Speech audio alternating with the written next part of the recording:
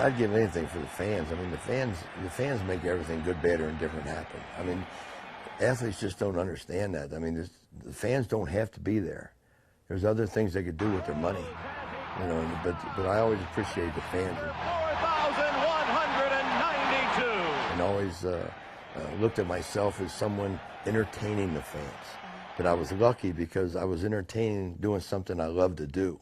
It wasn't a chore for me to take ground balls. It wasn't a chore for me to run laps. It wasn't a chore for me to take extra batting practice.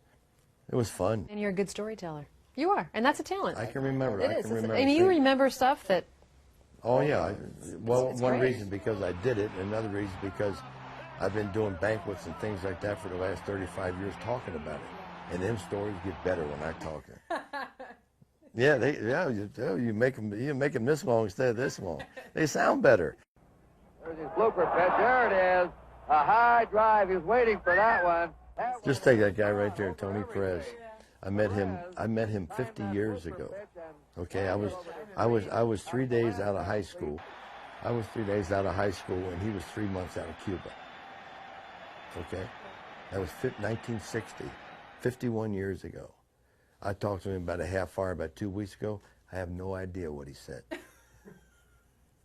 He like this. He said, he said, I just want to go back to Cuba. He said, Fidel Castro, he will not die. He said, if he died, Raul take over. He said, I never get to go home. I said, hang in there, Tony. He's only been there since '57. He's the greatest. I love Tony Perez. Tony Perez knocked in almost 1,700 runs hitting after Johnny Bench. So that means he had to knock Johnny Bench in. Johnny was, you could knock Johnny. It was easy to knock Johnny in. You could get him in from first on a triple. You know, I mean, you couldn't get him home on a double. And Johnny would be the first to tell you. I mean, you know, it's all right to run around the bases and carry a piano, but don't stop to play it. Don't play it. Just carry it. Don't stop and play it. And Doggy was the biggest grinder in the world. When we moved from Crosby Field to Riverfront in 1970, we did a very unusual thing. We moved in June. You usually wait till the next year to open up a stadium. And we'd do anything to make money in those days. And I bet Tony Perez $150 I'd be the first player to go to the bathroom at Riverfront. And we had a 7:30 game, and I got to the ballpark at 11 a.m. And I'm sitting there at 10 after. Tony called it the happy place. And I'm sitting there, and he come in. He said, you in there already? I said, just give me $150. A couple years ago, my son was playing for the Long Island Ducks, and he was 0 for 21.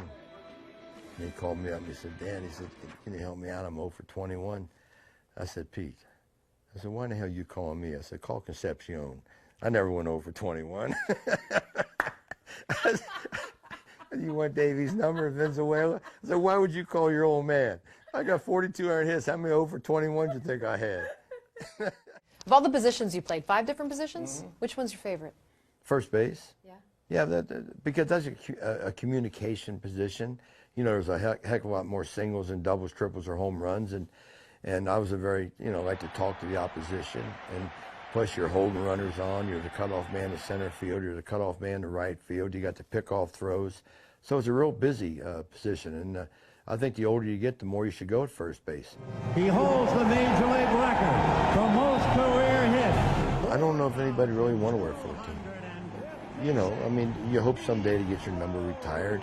You hope someday to make the Reds Hall of Fame. You hope someday to make baseball's Hall of Fame. Those are all good things that are in the horizon for me. You understand what I'm saying? Right. I mean, those are all things that happened to Johnny, happened to Joe, happened to Tony. Happened to Davey, retired his number. Those are the kind of things that mean a lot to you when you get my age. Yeah. It would be better to go to the ballpark and see your number hanging out there. Be great. Yeah, it'd be great. Yeah. Of all things, what would you like to be remembered for? There's so many things you're going to remember me for, but I'll give you the top one. It's easy. You want to put it on my tombstone? Pete Rose, greatest winner in the history of sports. 1,972 winning games. And we play more games than basketball, we play more than hockey, we play more than football.